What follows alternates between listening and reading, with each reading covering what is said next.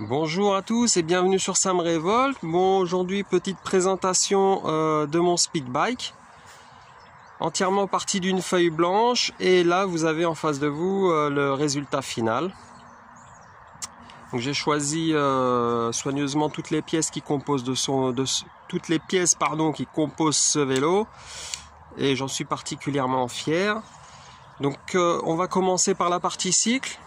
Alors vous avez un cadre acier qui pèse 5,5 kg 600 grammes, bras oscillants inclus, en provenance de chez Vectory Bike.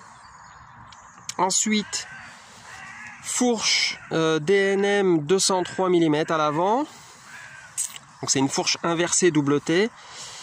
Ensuite, amortisseur 220 mm arrière. Alors autant sur la fourche que sur l'amortisseur, vous avez tous les réglages de rebond, compression, détente, etc. Ensuite, roue avant de 26 pouces avec jante MTX 33, pneu 26 par 2,35 et surtout moyeu Hope Pro Evo 2. Donc là on est sur du costaud.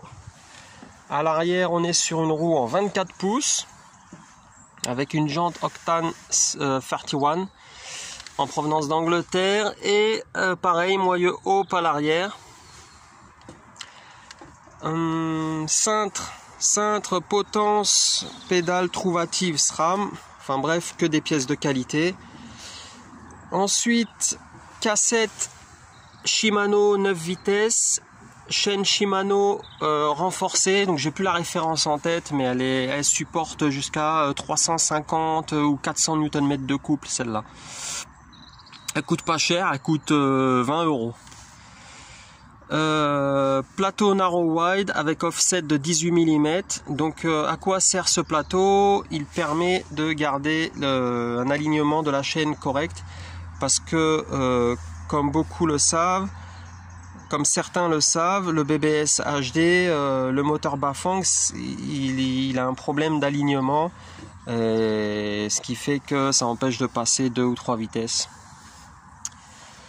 Capteur de changement de vitesse.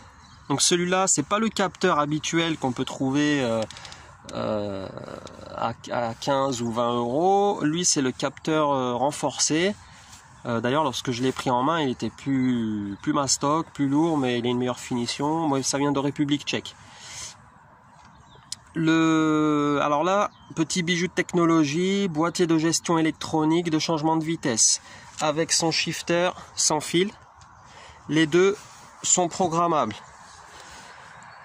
Vous pouvez passer une vitesse par une vitesse, mais également vous pouvez faire 2 par 2 ou 3 par 3.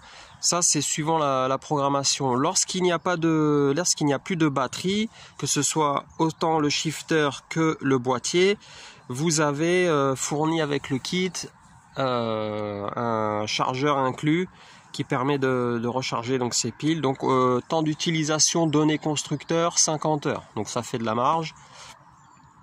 D'ailleurs, il a un effet mémoire, c'est-à-dire que dès lors qu'il détecte qu'il n'y a plus de batterie, il se mettra sur la vitesse que vous aurez préprogrammée, en l'occurrence via l'application. Donc moi, je l'avais programmé sur la 4e vitesse et il se mettra automatiquement dessus et il bougera plus. Moi, je l'ai mis là-dessus, comme ça me permet de garder le couple et l'accélération quoi qu'il arrive. Je suis pas en rade. Donc là, oui, c'est le capteur vitesse que vous voyez avec l'aimant sur le rayon. On est niveau freinage sur des Magura MT5 sur lequel j'ai adapté les aimants, les capteurs. Je vais vous faire voir. Ils sont en dessous. Hop, je sais pas si c'est bien visible pour vous. Vous voyez là ici. Et lorsque je tire dessus, on s'éloigne et là il détecte que je freine, donc ça coupe l'alimentation du moteur. J'ai adapté ça sur le frein avant et sur le frein arrière. C'est une sécurité. Ensuite, oui, disque à l'avant 203 mm. C'est du 4 pistons, hein, regardez. Hop, voilà. Et à l'arrière, pareil. Là, on est sur un disque de 180 mm. 4 pistons, pareil. Ensuite, partie électrique, donc moteur Bafang BBS HD, donc c'est le 1000 watts nominal, sur lequel j'ai retiré le contrôleur d'origine et j'ai donc adapté le contrôleur ASI, donc qui lui tire 50 ampères au lieu de 30 ampères d'origine. Voilà. Ensuite, la batterie intégrée au cadre. Donc là, c'est une petite prouesse technologique avec mon ami Matteo.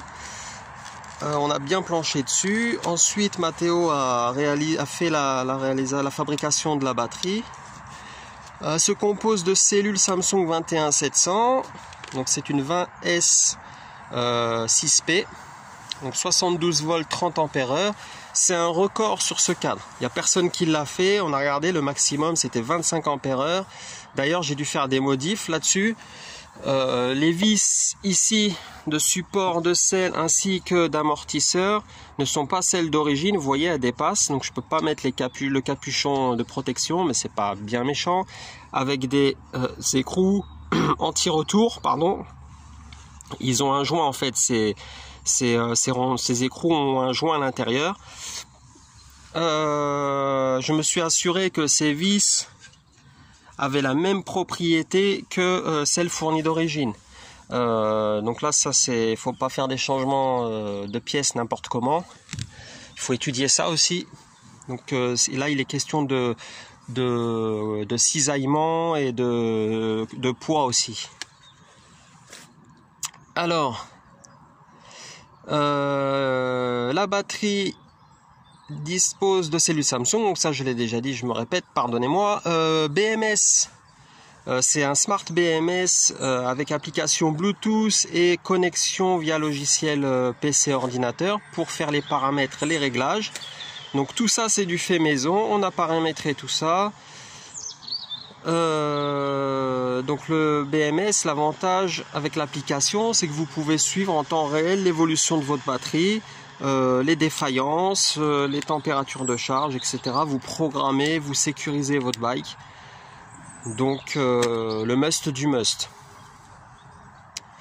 Poids du vélo 39 kg, vitesse max 70 km/h. Peut monter à 80 km/h, mais là il est bridé par la transmission, il faudrait que je passe à un plateau de 44 dents. La vitesse j'ai dit, couple estimé 200 Nm, à la roue je parle. En circulation ça donne quoi concrètement? Moi je l'ai essayé, ça marche très fort, hein. C'est simple, en reprise, que ce soit à la poignée ou à l'accélération en assistance, je passe devant les 125 cm3 en reprise, hein. Attention, j'ai pas la longe, je monte à 70 km/h, je le rappelle.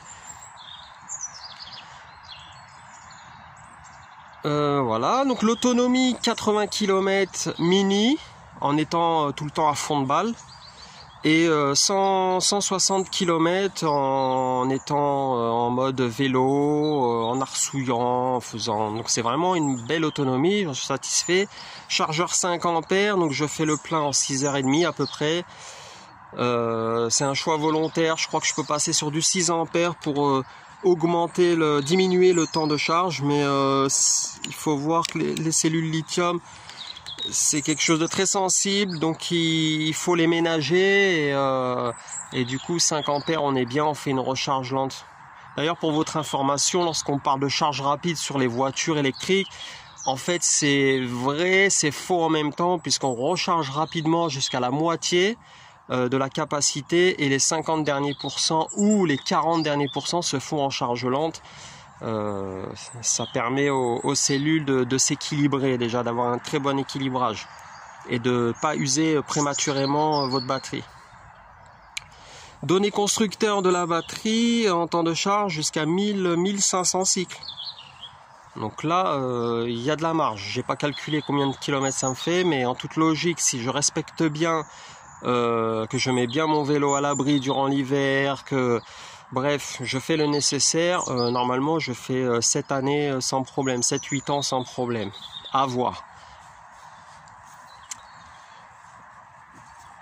Oui, alors mode de fonctionnement du vélo, contrairement à ce qu'on pourrait croire et au poids du vélo, on peut très bien rouler sans assistance. Moi je pèse 66 kg et je l'emmène sans problème, sans l'assistance.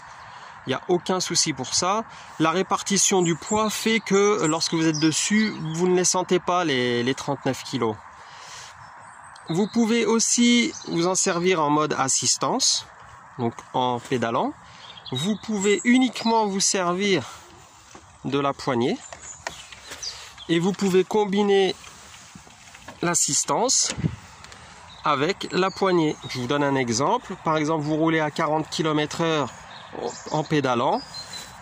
Vous avez besoin d'effectuer un dépassement ou de mettre gaz parce que vous avez envie de mettre un coup d'accélérateur. Vous tournez la poignée à fond et vous avez la magie électrique qui opère. Vous avez tout le couple qui déboule et vous faites une accélération canon.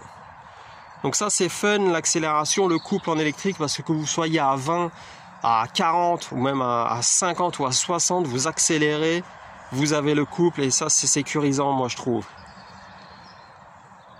Donc voilà, j'ai fait le tour de présentation de mon vélo.